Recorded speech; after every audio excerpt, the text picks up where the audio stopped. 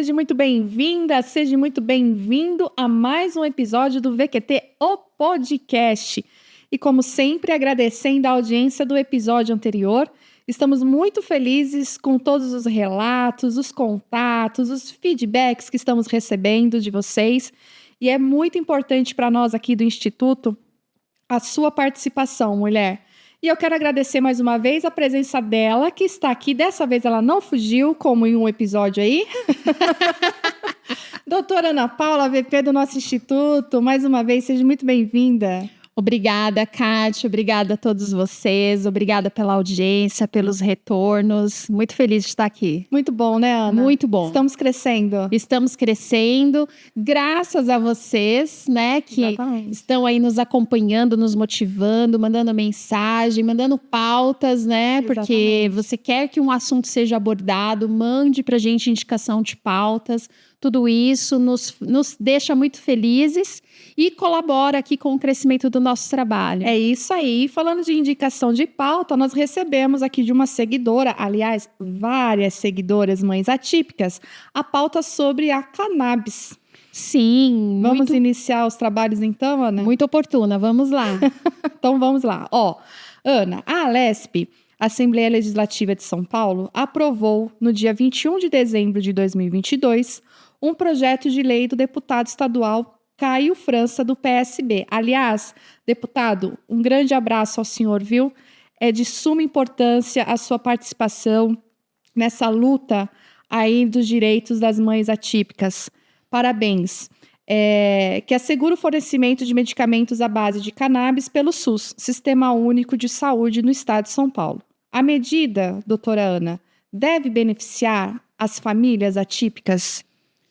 Sim, as famílias atípicas, eu digo que ela vai beneficiar, mas ainda de forma limitada. O que a gente enxerga a lei, de forma geral, fala: o SUS, no estado de São Paulo, pode fornecer remédios à base de canabidiol. Porém, ficou a cargo da Secretaria da Saúde, por meio de uma comissão própria, estudar e verificar quais situações que ela vai fornecer. No atual momento, nós temos três situações que essas doenças, esses quadros, a gente vai entrar com a cannabis. Nós temos só 3. O autismo, por sinal, o autismo não está nesse rol. Então, o que nós temos visto?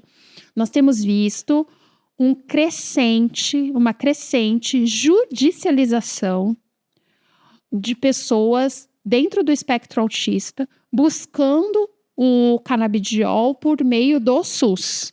É esse o nosso caminho. Por quê?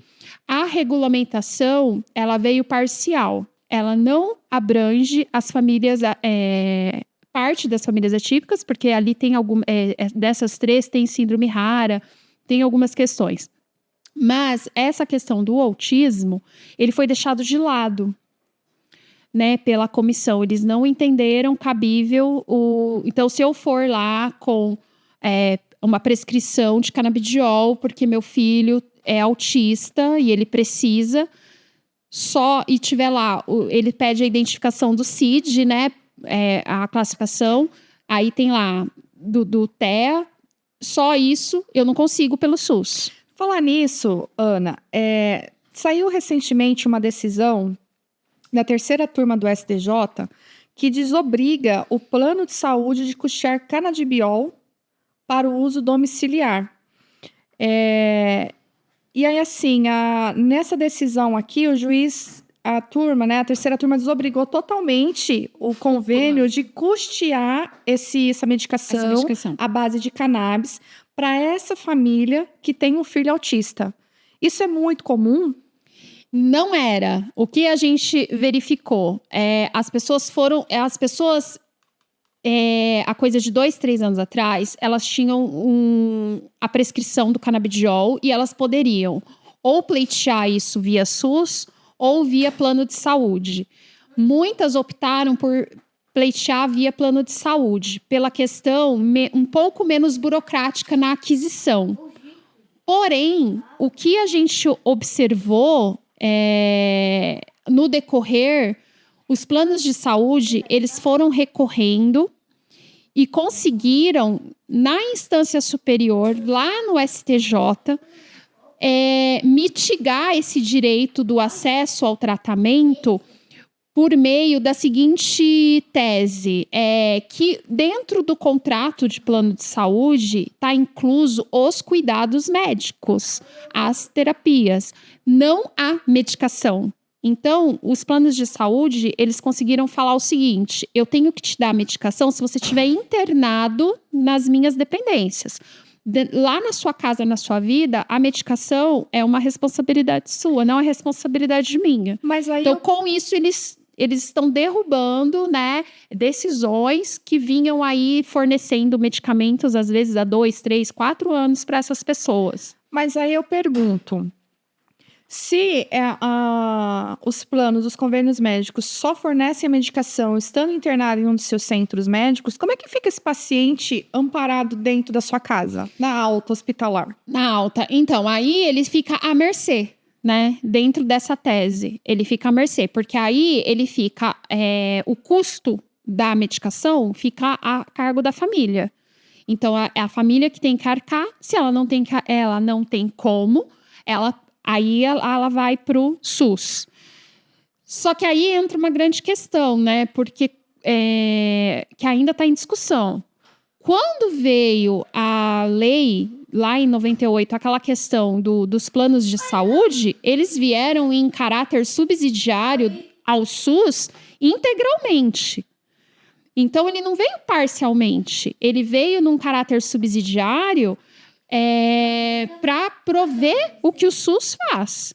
Só que aí os planos de saúde, justamente pensando na questão lucrativa e tudo mais, eles estão limitando essa questão. E aí o que a gente tem visto também é o SUS. O SUS, ele fornece o canabidiol. Só que aí o que a gente vê?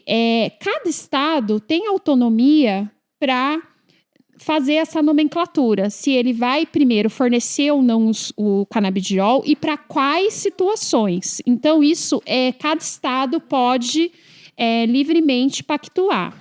Porém, o que a gente tem visto? A gente ainda tem muitas barreiras sociais e até a questão... Pedro? Não, pode deixar. Peraí, pode deixar. Gente, deixa eu falar uma coisa para vocês. A gente está aqui com o Pedro no estúdio.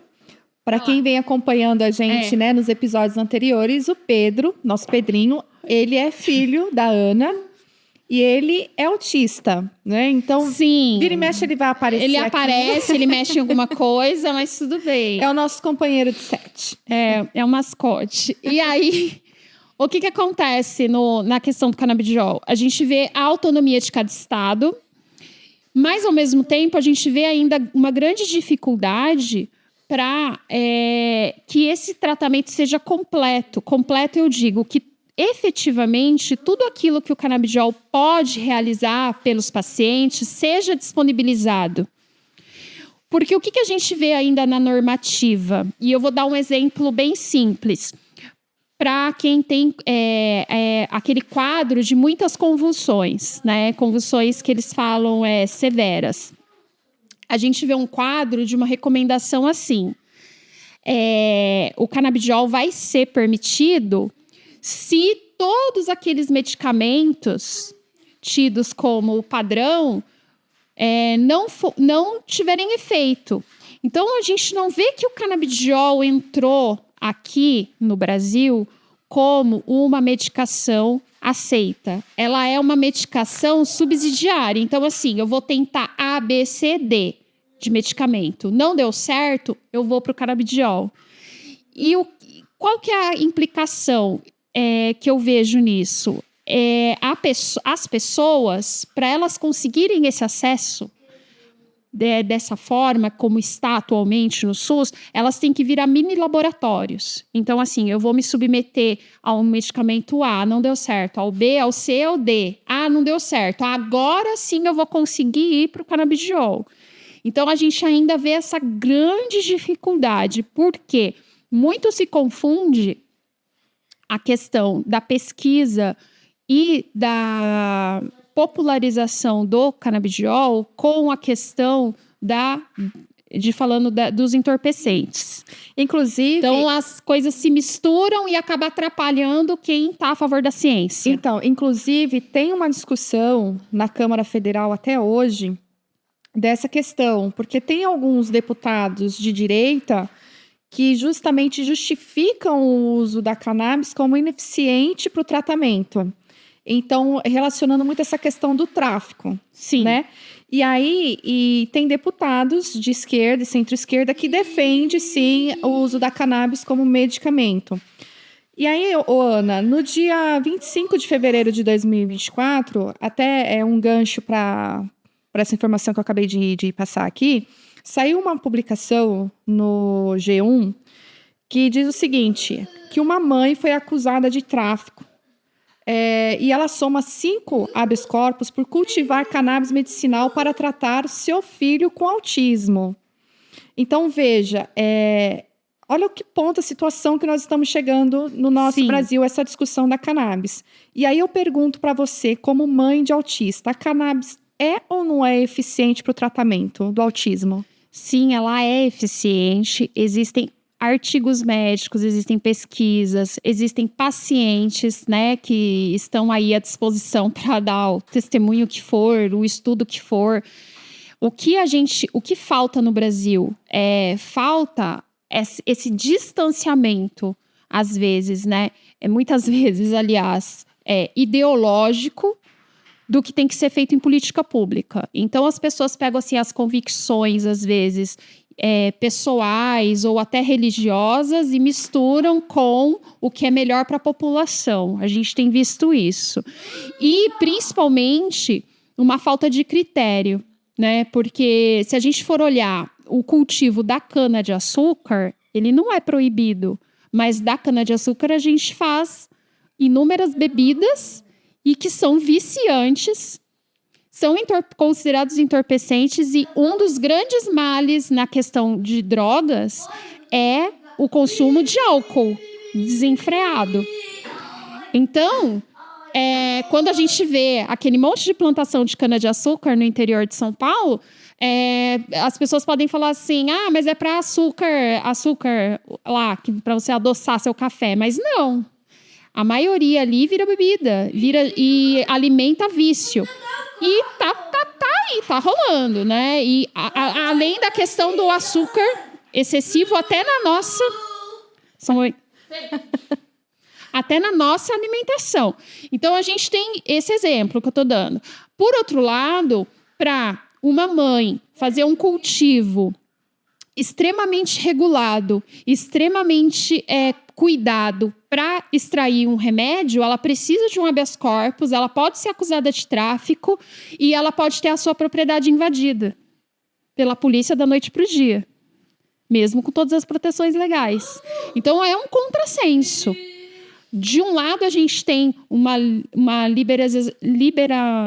liberalidade até exagerada para o açúcar, que é um vilão da nossa saúde, e do outro lado, uma questão medicinal, ela é totalmente enviesada por questões ideológicas e pessoas que não estudaram a fundo a questão médica e científica e atrapalham os estudos. E a gente tem aí a história da dona Cleusa, que eu acompanho nas redes sociais, já ouvi um relato dela.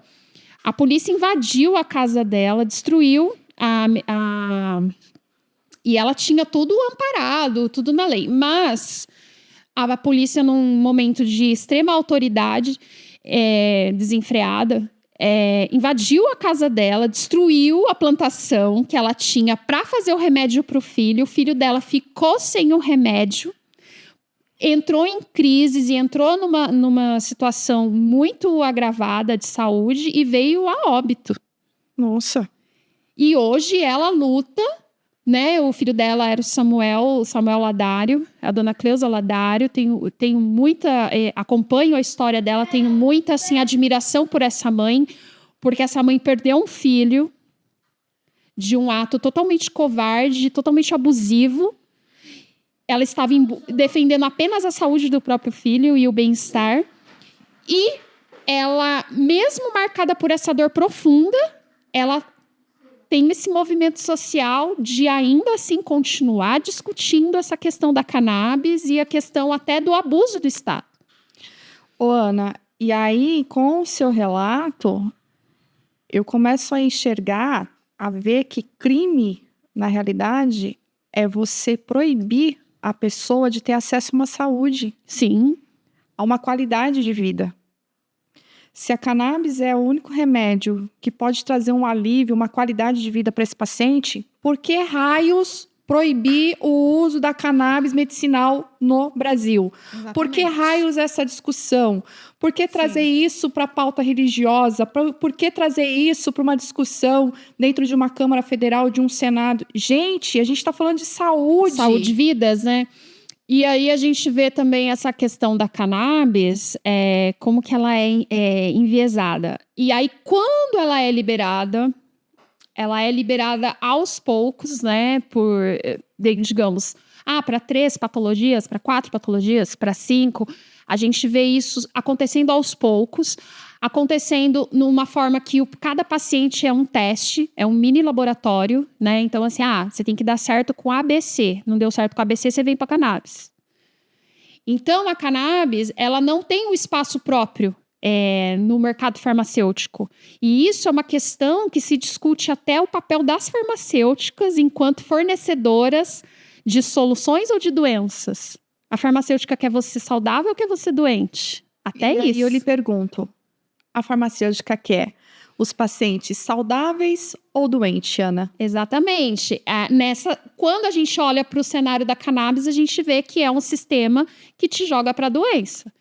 Por quê? Se existe a cannabis, por que ela não pode ser considerada a primeira opção? Ela é considerada a última. Aí vem toda aquela questão, mas é experimental, é isso e aquilo. Mas existem estudos, existem evidências, né? Então, e de perto, nenhum medicamento é 100% seguro ou 100% eficaz, né? Tanto é que se a gente lê a bula, a gente não toma o remédio. Jamais, não. Até um para dor de cabeça. Né?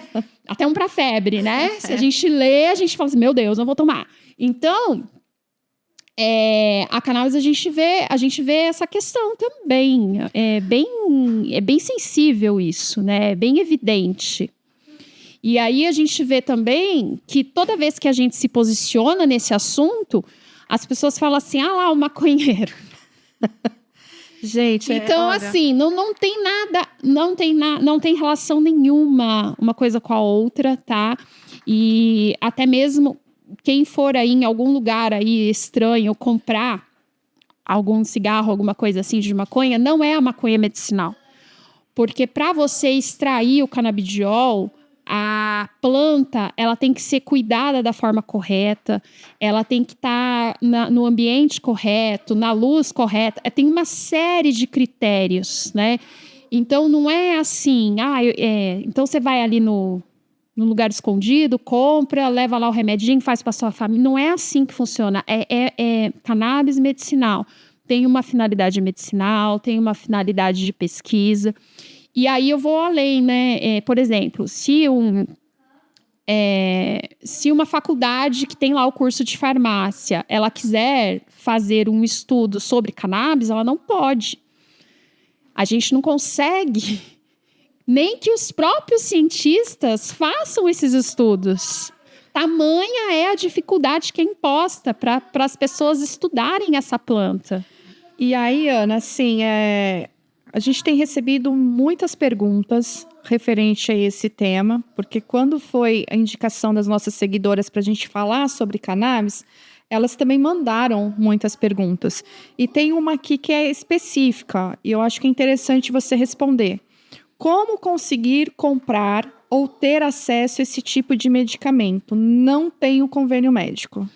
Então, Eu peço uma observação que eu esqueci. O filho dela tem autismo, tem 15 anos de idade. Então, o que a gente tem falado para as mães? Que você vai precisar. Primeiro, você vai precisar de um psiquiatra que seja prescritor de cannabis, porque nem todo psiquiatra necessariamente prescreve. Alguns porque não acreditam, não gostam, outros porque não sabem prescrever e aí eles não vão prescrever e tudo mais, porque tem essa questão. Não é todo psiquiatra necessariamente que prescreve canabidiol. Então, você tem que buscar um psiquiatra que seja prescritor e, além dele prescrever a receita, não é só uma receita que ele vai falar assim, dose tal, de hora tal, hora... Não é uma receita assim. Ele vai ter que fazer um relatório médico explicando que aquela pessoa é autista, que tem determinado quadro, que tem determinada situação, que a medicação tal não fez efeito, a medicação tal não fez efeito e que o canabidiol está entrando agora para se esperar tais e tais situações. Aí, com esse relatório, com a receita e com o histórico do paciente, é possível judicializar.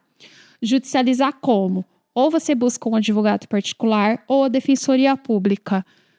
E aí, por meio da judicialização, é que a gente consegue o fornecimento do canabidiol para esse paciente, essa pessoa que é autista e que necessita desse tratamento. Tem outra pergunta aqui. A Cristina, ela está perguntando o seguinte: como faço para marcar a primeira consulta com o filho dela, para o filho dela? Porque ela falou que já está há 90 dias da espera dessa primeira consulta. Então, aí a gente entra no calcanhar de Aquiles, eu digo, da mãe atípica. Por quê? A gente tem essa questão, tá? Além de tudo isso que a gente falou do canabidiol, agora a gente vai falar de uma questão que ela é comum, seja que se você precisar de um tarja preta, de um tarja azul, de um remédio qualquer, eu falo que aí você vai ter um problema comum, que não tem nada a ver com canabidiol. É a consulta com o psiquiatra. O que acontece? A saúde mental, ela é extremamente negligenciada pelos gestores públicos. A gente verifica isso no dia a dia. E isso fica um alerta, então, aos nossos secretários de saúde, tanto municipal quanto estadual, da importância né, da nossa rede pública de saúde, dar assistência o quanto antes para essas pessoas. A gente não tem. Igual, o que acontece? A gente tem um número de psiquiatras e de neurologistas na rede pública insuficiente para a demanda para a demanda que a gente tem. Então, grande parte das pessoas não vão conseguir o acesso ao canabidiol, não é pela questão do canabidiol, mas ela sequer consegue passar na consulta. E por que ela não passa? Porque o sistema não disponibiliza esse profissional. E aí a gente entra numa questão política, porque a rede municipal ela não tem obrigação de colocar lá um profissional que seja neurologista ou psiquiatra, porque neurologista ou psiquiatra não está na rede básica, que é a obrigação do município. Então, o município não tem essa obrigação. Quem vem com essa obrigação? O Estado, nos hospitais de referência. Aí eu pergunto, o hospital de referência que tem perto da sua casa tem psiquiatra atendendo? Não tem. Ou quando tem, é um para uma cidade inteira. E olhe lá, né? E olhe lá. Então, a gente está com uma realidade de um sucateamento da saúde pública. Aí vão falar assim, mas tem o sistema do CAPES. Só que o CAPES, ele não dá conta. O CAPES não dá conta da própria população que ele atinge. Eu vou dar um exemplo de Mogi das Cruzes, que eu acompanho. O CAPES infantil, no ano passado, ele tinha uma fila de espera de aproximadamente 1.300 crianças. Meu Deus do céu. E isso a gente está falando de um município pequeno, né? Imagina um município como São Paulo. Como São Paulo, eu não consigo nem dimensionar, né? E aí, esses 1.200, no CAPES infantil, que ele atende de 0 a população, né? Crianças e jovens e a primeira adolescência, porque eu acho que é de 0 a 13 anos, se eu não me engano. E aí, esse CAPS tem uma fila de espera de 1.200 crianças, né, e adolescentes. E aí, o que acontece? Só que esses 1.200 já tem laudo, porque senão você não consegue ser atendido pelo CAPS. Existe uma estimativa de que a gente tenha 4 a 5 mil sem laudo. Meu Deus do céu. Então, Que absurdo. a gente tem 4 a 5 mil crianças que estão lá sofrendo, né? Na escola, na igreja, na família, em tudo quanto é situação, porque tem lá alguma questão com o autismo, com TDAH, com outros transtornos, né? E aí, elas não têm laudo. Elas só têm uma hipótese. E só que com uma hipótese, sem um laudo... Você não faz nada. Não faz nada, porque eu não consigo chegar no CAPS. Exatamente. Que é o que tem disponível mais perto. Hipótese não salva a vida. Não salva. E aí essas mães com a hipótese, ela só consegue dar o primeiro passo no sistema público no hospital de referência com o psiquiatra. Aí ela não encontra. Então, o que a gente está enxergando? O que eu tenho visto? Pessoas que notaram que o filho tem alguma questão para ser resolvida lá com 5, 6 anos, mas até ela conseguir passar no profissional e ter a orientação correta e chegar no CAPS, a criança já está com 10, 11, 12 anos. É muito tempo, gente. Aí ela já passou praticamente toda a primeira infância, que é o melhor período para a gente ter um trabalho, um acompanhamento terapêutico, já passou em branco. Não é nem que teve uma terapia e não teve outra. Passou em branco, porque demorou muito para se descobrir. Então, a gente tem essa questão gravíssima, e eu falo que a gente tem uma demanda reprimida. A gente tem uma demanda reprimida ainda de pessoas sem laudo, sem orientação nenhuma. Mas, Ana, isso traz uma reflexão para nós, principalmente que nós estamos aí em ano eleitoral. Então, mães, prestem muito bem, assim, atenção no candidato, na candidata a prefeita da sua cidade, do seu município. É muito importante a gente ver, analisar os candidatos, né? E aqui eu não estou fazendo propaganda eleitoral, não. Eu estou falando de uma questão de políticas públicas e de conscientização à sociedade. Porque a gente precisa ter nas cadeiras de poder políticos que realmente se importem com a saúde e bem-estar, principalmente das nossas crianças e adolescentes, principalmente das nossas famílias atípicas. Ana, eu tenho uma pergunta agora e, assim, estou muito feliz porque é de uma seguidora nossa lá de Portugal. Ela está dizendo o seguinte, ela tem um filho de 6 anos que é autista, ela mora em Portugal, ela já tentou várias medicações, já tentou várias medicações para o filho, mas ainda não houve resultado. A neuropediatra lá de Portugal, que cuida do filho, disse que a medicação à base de cannabis seria essencial neste momento. E aí ela está pedindo a nossa ajuda. Como que ela pode, lá de Portugal, ter acesso a esse tipo de medicamento? Então, eu acredito que como ela está em Portugal, tem algumas questões da União Europeia, ela conseguir lá seja até mais fácil. Porque eu não me lembro agora exatamente da regulamentação em Portugal. Mas o que eu já acompanhei por rede social e mais alguns outros estudos, por exemplo, a Espanha você tem fazenda, né? É liberado você ter fazendas, né? De cannabis. Você extrai o óleo medicinal e, inclusive, existem indústrias fortes lá que trabalham com o cosmético. Então, você encontra lá anti-rugas, você encontra primer, você encontra uma linha de cosméticos até. Então, por conta ali da Espanha ter essa regulamentação, a Itália também, porque a Itália também já vi que tem produtos da área de cuidados, né? Não só a questão médica. Então, eu acredito que lá ela consiga com mais facilidade do que aqui no Brasil, né?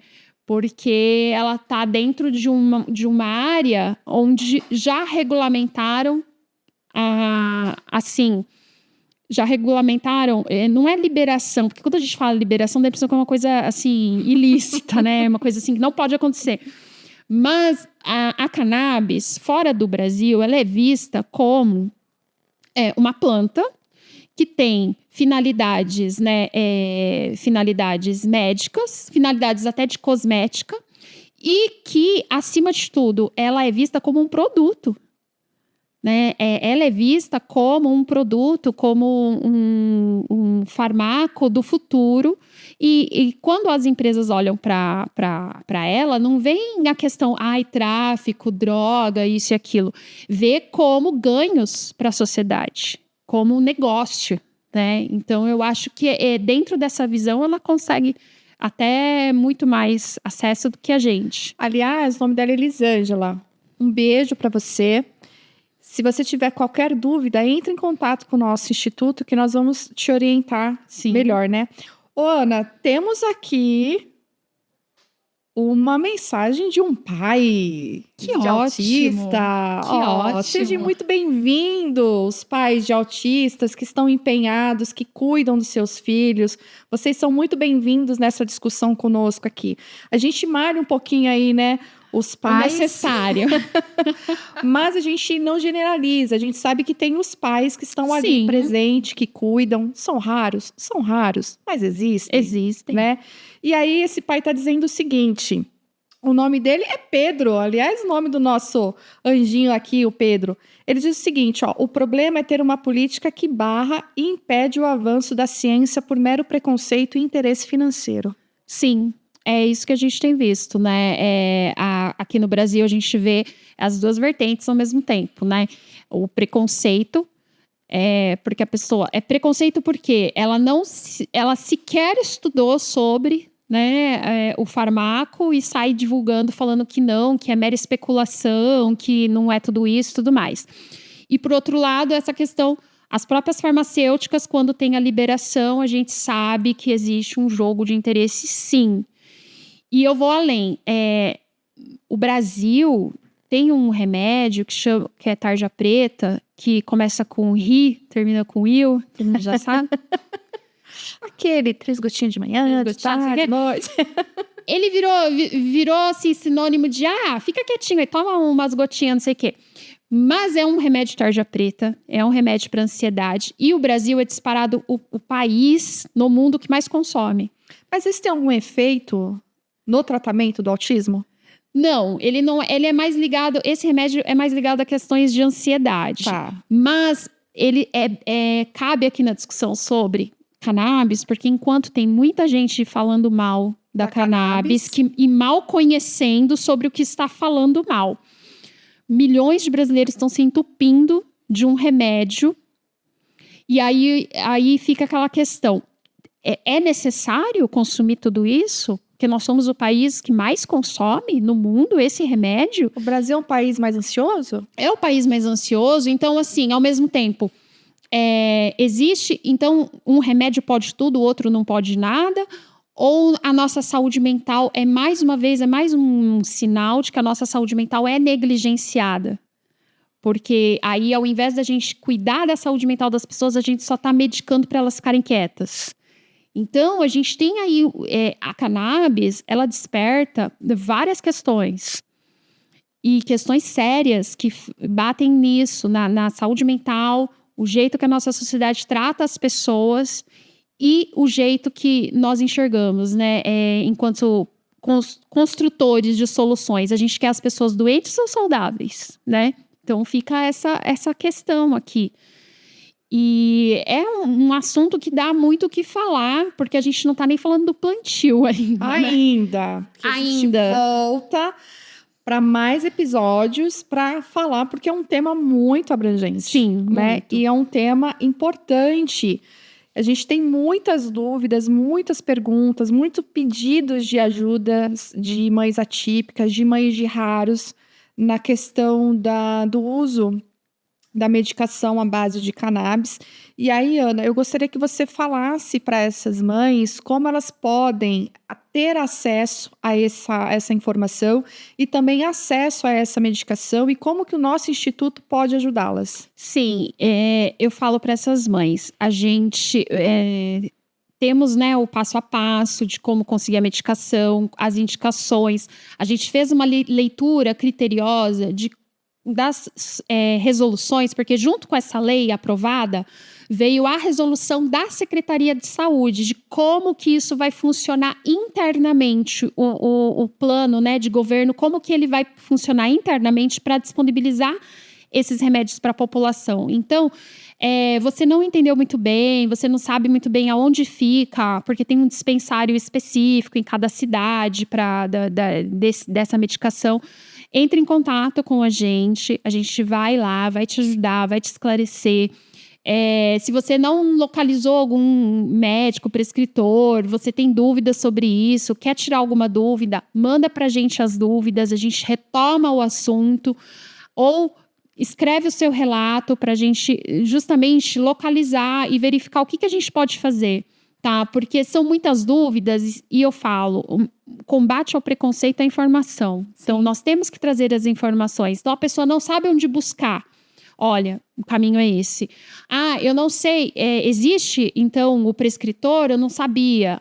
Existe, você pode achar em tal lugar a referência tal, referência tal. A gente pode encaminhar essas pessoas, porque a gente não combate preconceito, a gente só combate preconceito com informação. É isso aí. E você mãe que está nos assistindo, tem alguma dúvida, você que quer algum esclarecimento, entre em contato com o nosso instituto, acesse o nosso site www.vozesquetransformam.com.br ou mande o seu e-mail para contato@vozesquetransformam.com.br e também o nosso canal de WhatsApp, o DDD 11 9 39 22 90 56, 11 9 39 22 90 56. Nós vamos dar orientação, assistência, ajuda, rede de apoio a todas as mães, tanto no Brasil quanto fora também, né, Ana? Sim, a orientação é sempre, eu falo, a gente está aqui para orientar, né? No nosso papel, nossa missão fundamental. E a gente espera, né, que esse assunto progrida, né? Então, nós tivemos a edição da lei, nós tivemos 3 situações aprovadas, começou um debate sobre o plantio, então a gente precisa avançar, né? Temos ainda muita coisa. E vamos avançar se Deus quiser. Aliás, fica aqui o nosso convite ao nosso nobre deputado estadual aqui de São Paulo, Caio França, para estar conosco nesse debate sobre a cannabis. E queremos mais uma vez parabenizá-lo aí pela iniciativa, por essa lei que foi aprovada no nosso estado, que a gente tem muito que avançar ainda. Muito obrigada, deputado, por abraçar a causa junto com todas as mães atípicas aqui no nosso estado de São Paulo. Ana, estamos chegando na reta final. Passa muito rápido. É muito assunto. Tem tantas perguntas aqui. Sim. Que a gente vai precisar de mais uns 4, 5 episódios a respeito disso. Eu falo, a gente fecha o estúdio. Fica aqui respondendo. Nossa, e a gente fica muito feliz com essa interação, porque a gente percebe, né, o quanto as mães estão carentes de informação, né? Sim, a gente verifica que tudo... E uma coisa que vai ser recorrente, né, nos nossos episódios. A dúvida... A gente dá a resposta até para dúvida, mas a gente sempre vê que por baixo tem as camadas. Sim.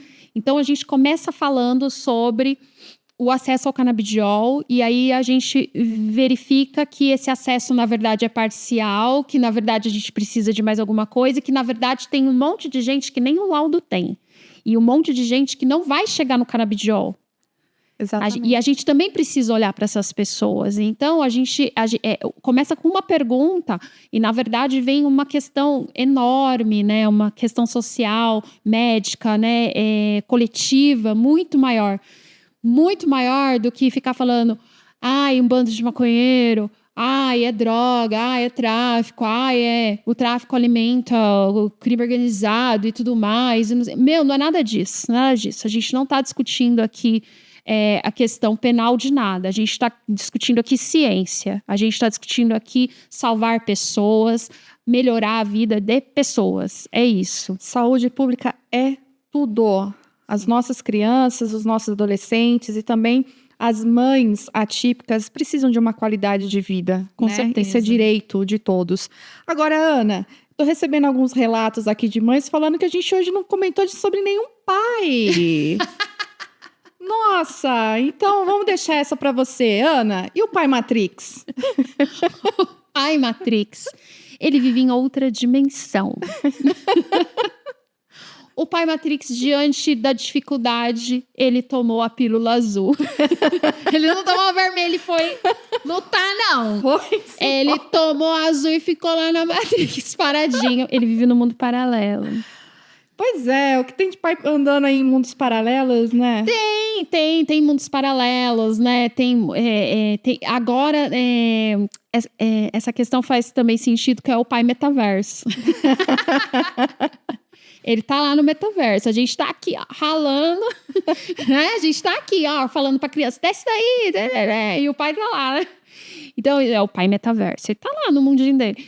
Mas, né, como que eu posso falar?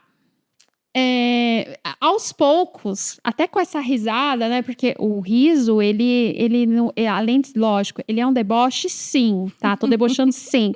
Mas, ao mesmo tempo, é um ato de resistência. Exatamente. Sabe? Porque tentaram me destruir, mas...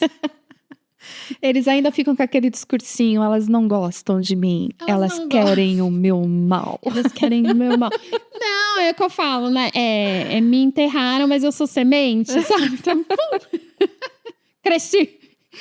E é isso, a gente tá aqui, né? Resistindo sempre, porque é o que nos resta, né? E principalmente a mim, assim, eu sou mãe atípica, né? Então, o que me resta? Resistir.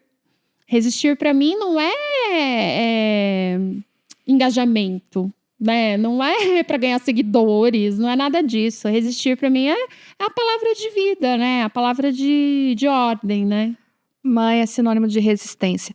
Bom, a mulherada gosta aí das nossas nomenclaturas de pais. Sim. Ao longo dos nossos episódios, nós vamos aí dando informações a vocês. Sim. De todos os tipos de pais que existem. A gente tá no assunto médico, tem o pai check-up.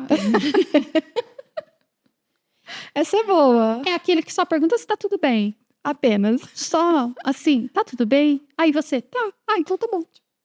Acabou o assunto. E some de novo. Aí vira pai fantasma. Aí vira pai fantasma. A mulherada gosta, a mulherada gosta. Ah, Ana, o papo tá muito gostoso, muito descontraído, mas ao mesmo tempo, esse podcast é muito informativo. Eu acho que a gente tem muito o que falar ainda sobre a cannabis. Vamos abrir aí a discussão para profissionais da área da saúde, para que possam estar conosco nos próximos episódios, para falar da importância da cannabis medicinal. E a gente volta muito em breve, né? Sim, em breve voltamos. Temos aí uma série de coisas para comentar. Exatamente. E você, então, que tem aí as suas perguntas, os seus relatos, mande para nós, que nos próximos episódios nós estaremos aqui falando, ok? Bom, agradecemos mais uma vez a sua audiência, o seu carinho. Eu sei que a gente, em alguns momentos aqui, descontrai vocês, faz vocês rirem.